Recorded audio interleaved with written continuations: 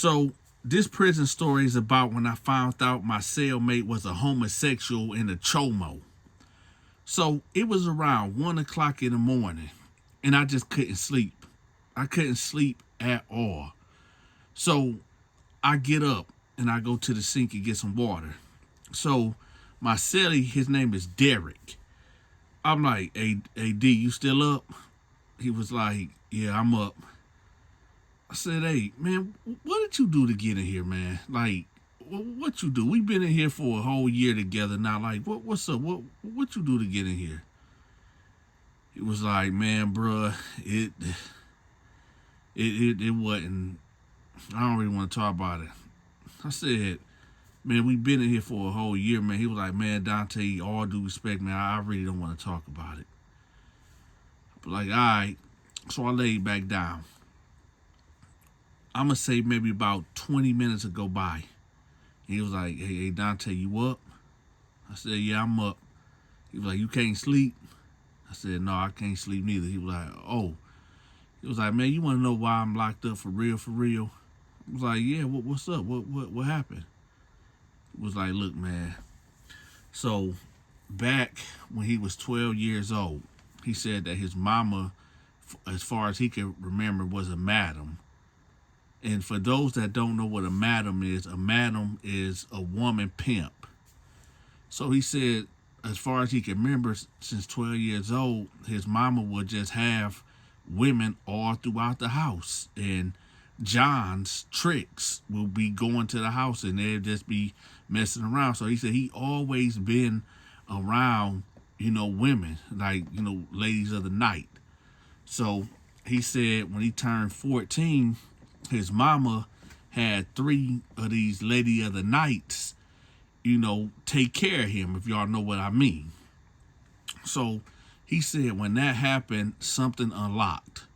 Something in his brain just came alive, and he said he was just a whoremonger, and he just had to have it every day. So he said this would go on for years. This would go on for years. He just became like this womanizer or whatever. This is what he's telling me, y'all. So he said, like, when he got to like the age of 19, he felt like, okay, I done had my fill. I don't want to, I'm through. I'm through with women. I want to be celibate. I want to work on my own, on myself, on my mind, and my body, and everything. So he said he became celibate, cold turkey. So he said he ended up moving to Texas or whatever, and this is where everything went to hell. So I'm like, so what happened? What happened? You went to Texas? He was like, okay. So he said, when I moved to Texas, I answered this ad on Craigslist about this spiritual retreat or whatever. I'm like, okay.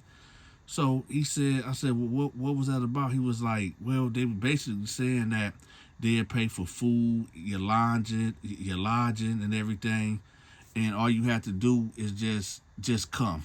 Just find your way there, and everything will be provided for you, whatever. So he was like, shoot, that's a good deal. I ain't got to worry about rent or bills or nothing. So I'm like, all right. Now, before we go on, I know it sounds like me and this dude is having a casual conversation, because we are having a casual conversation, because I don't know what he did to get in here yet. But y'all just stay with me, because this conversation is finna get increasingly dark and real scary and violent. But before we go on, do me a favor, y'all. Hit the like button, hype the video, share the video. All right, now let's get back to it. So, nevertheless, he called his mama, and he like, hey, ma, listen, can you pay for me a plane ticket to get to this retreat? And she was like, well, how much is it? He was like, it's $250. She was like, nah, you're going to have to catch the Greyhound. So she put him a Greyhound ticket in, and off he go. So he said he get to the retreat. And he said, like, these 3 white people came to greet him. And he said it was 2 white women and this white guy, like this really strong-looking Arnold Schwarzenegger type of, white guy. But he was, like, really friendly or whatever, like, really nice. So he was like, they greeted him with hugs and stuff. And he tried to give the guy, like a handshake. He said, here, we give hugs. We give hugs.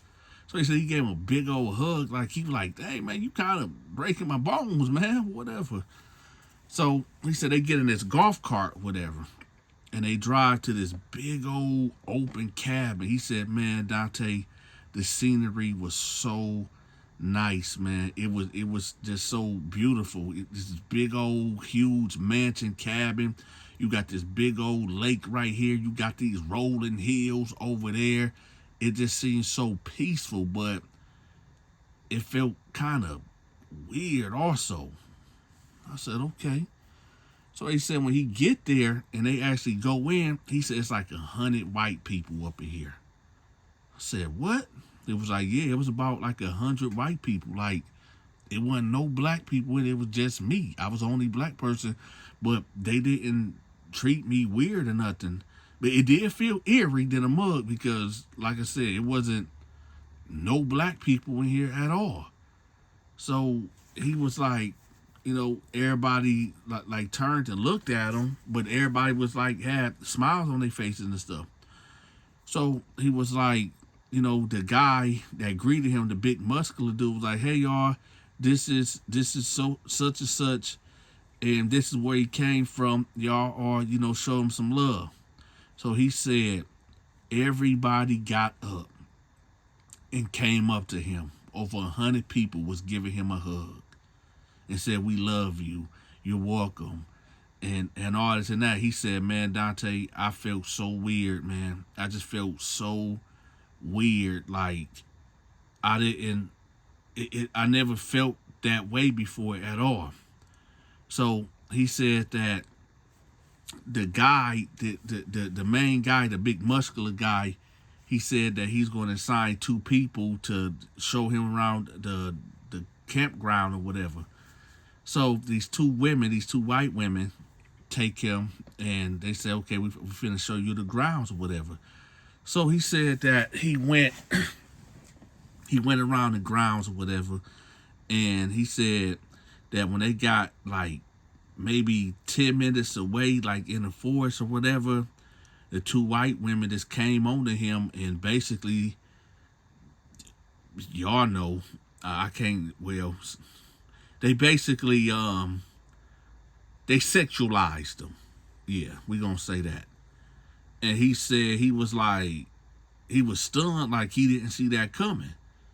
So he said that this went on for about 15 minutes right there in the woods, a 2-on-1, a threesome.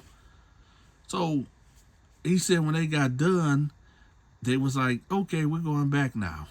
So he was like, wait, hold on, y'all. Like, what's going on here? Like,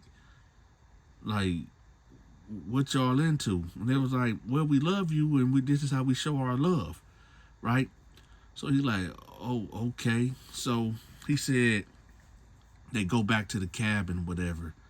He said when he got there, right, it was like a huge, man, I really can't say on YouTube, but let's put it this way. Let's just say everybody was swinging. Not, y'all get what I'm saying? Everybody was swinging. Everybody. So he said, like, man, what the is going on? Like, what did I come to? So he said, like, nah, I'm getting out of here. I got to get out of here. So he said, nah, I'm out. Now, keep in mind, y'all, it's 7 p.m. and the sun is starting to set. So he said he turned around to walk out, and the ladies was like, the 2 ladies that, did what they did to him, grabbed his arm and was like, wait, where you going? What are you doing? He was like, no, man, I'm not with this, man. I didn't come here for this. I came here to, heal myself. And they're like, no, don't go. Where are you going?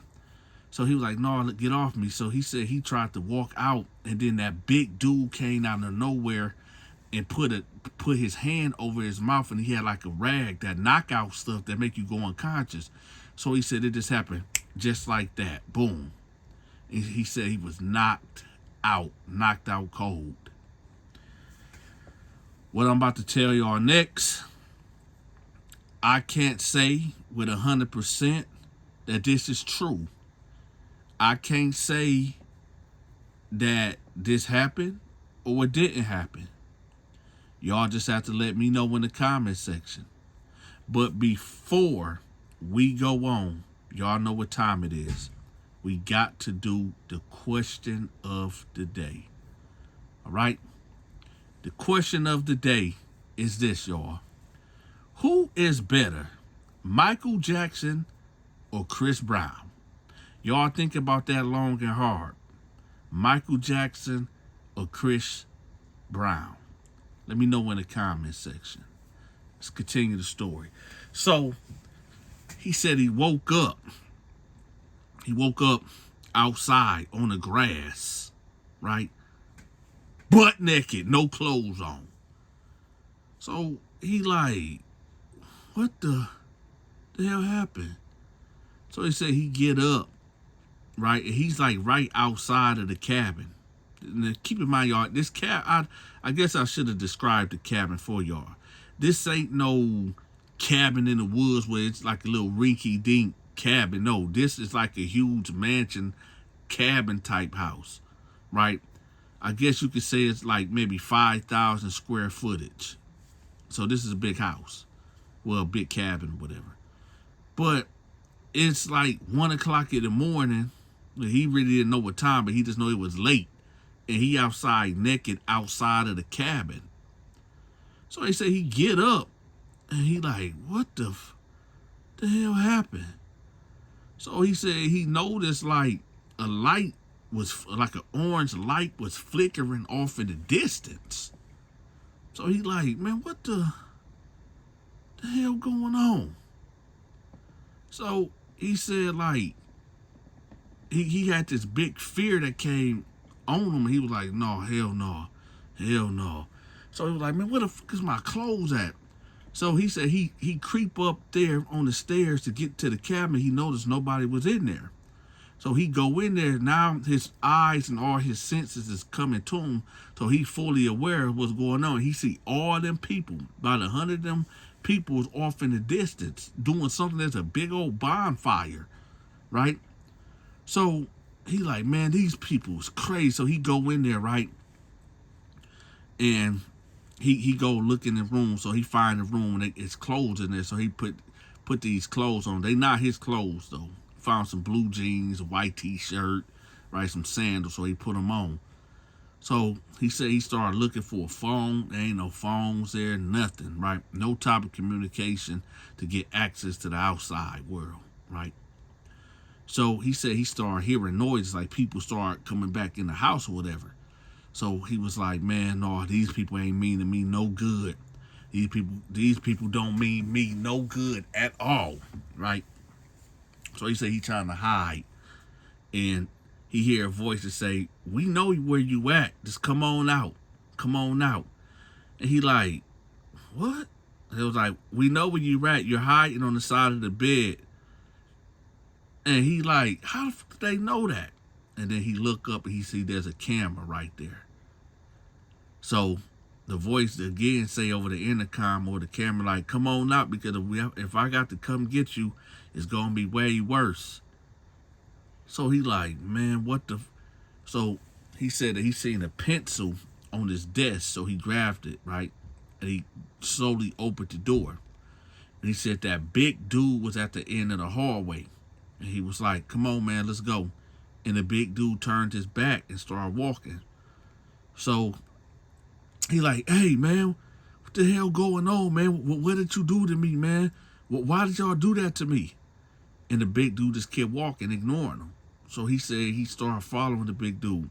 And he said when he got like back to the main part of the cabin where, you know, where he was originally at, where he met everybody, it was like 20 people right there. Now, mass majority of the other people were still outside. And he like, man, what the fuck is going on, man? What is to y'all, man? What the hell? What is going on? So he said that 3 women that had nothing on approached him. And it was like, just relax, just relax. This is how you get cleanse. This is how you get the healing. He was like, man, fuck that, man. Fuck that, man. Y'all crazy, man. And what the hell did y'all do to me? What did y'all do to me? And it was like, just relax. He was like, no, fuck that, man. So the big guy got up and was like, hey, relax, man. Chill. Relax. He like, no, fuck that, man. I want to go home, man. I want to go home. Leave me alone. So he said for the next 3 months, give or take, because he really didn't know exactly how much time passed. But he said for the next 3 months, he was held down and he was violated by tens to maybe 100 women. Now I know some of y'all gonna be like, well, Dante, yeah, that's wrong. We get that, but ain't this every man's dream? No, that ain't my dream to get violated by 100 women. It ain't. But here's the thing, y'all. Later on, before he said he got released, and don't worry, y'all, we about to get to the prison story. Later on, when he got released, well, when he was about to get released, they told him that they needed his sperm. They needed him to populate the world because the world was coming to an end, and they wanted his sperm to restart the new world. I know, right? Real strange, really weird, right? So anyway, I'm like, so how the fuck you get in here? What did you do to get locked up? He said, man, Dante, I really don't want to tell you this, but I said, man, you done told me enough, man. What happened?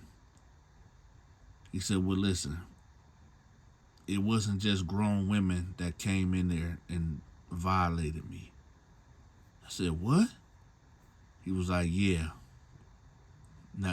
It wasn't just grown women that came in there and violated me, bro. I said, wait a minute. What do you mean by that? He said, man, sometimes, that big dude I was talking about? I said, yeah. He was like, he came in there a couple times too. I said, damn. He was like, but that's not it, man. That ain't why I'm locked up for, man. That's not why I'm locked up. That's not why I'm in here. I said, well, why you in here? He said, well, it wasn't just grown women that came in there. They also had, like, teenagers that came in there, too. Now, when he said that, my mind went somewhere else. I'm like, hold up. What did you get charged with? He was like, man, they said they said it was statutory. And I was 20 and she was 17. I said, so basically what they told me, if I told somebody, they was going to use this videotapes of me, engaging in things that I didn't supposed to be engaging with minors. And that was against my will. So I sat up and I said, so you went here for CM, right? And for those that don't know what CM is, I can't say exactly what it is because, YouTube might flag it. But you went here for CM, right? Listation. He was like, yeah, but I didn't. So I jump up out the bed. I said, where the fuck is your paperwork at? He was like, man, Dante, I knew you was going to trip. That's why I didn't say nothing. You weren't going to believe the story I told. I said, you damn right. Where the motherfucking paperwork at? So he was like, man, Dante. So then I pulled the sword of justice out. He said, what you do? I said, where the fuck is your paperwork at? He's like, this man is right there in my blue folder, bro. That's right there, man, but just chill. So then I go over there and I grab the blue folder and I'm going through his paper. See, back then I was the paperwork king. Paperwork king. You couldn't hide nothing from me. I knew exactly where to go, right? So I'm reading it.